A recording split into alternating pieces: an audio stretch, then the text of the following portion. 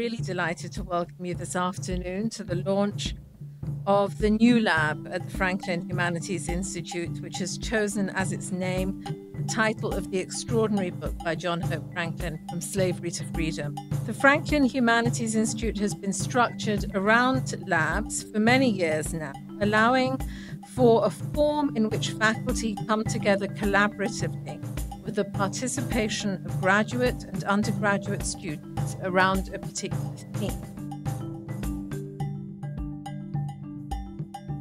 At Duke, we talk a lot about the unique learning experiences we offer our undergraduates, and for good reason. The co-directors are creating incredible opportunities for student research and engagement.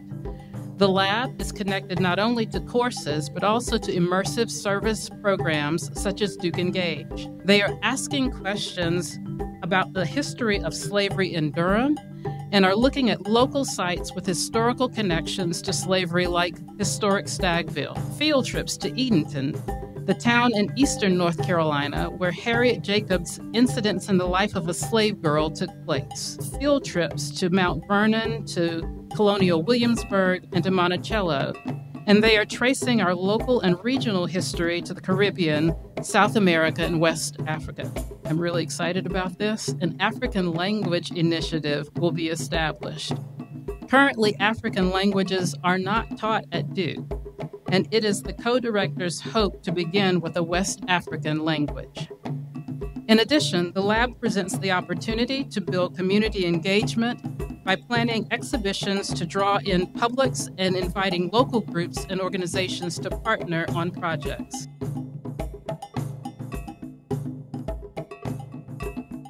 It's very appropriate that the lab focus on Africa and its diaspora.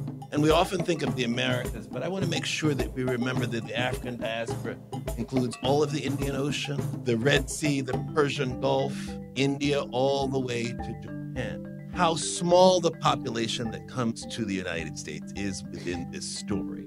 Fewer than 500,000, only 5% of those transplant Africans come to North America. We think of the Americas, but that's only the last 500 years. Growing up in a household like ours, my father continued to travel extensively.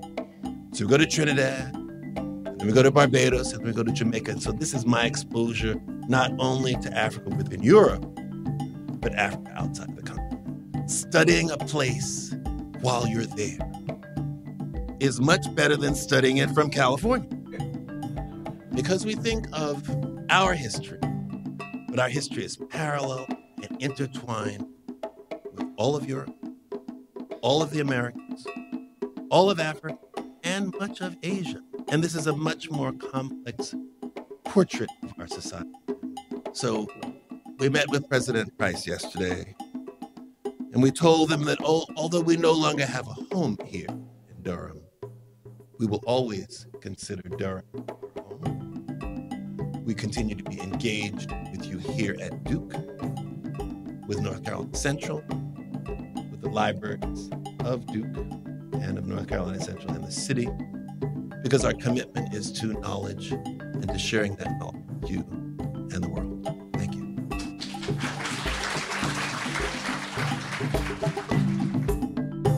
I will tell you, anytime you put Rick Powell with Lamont Dew and you add in Jasmine Cobb, you know you have some greatness.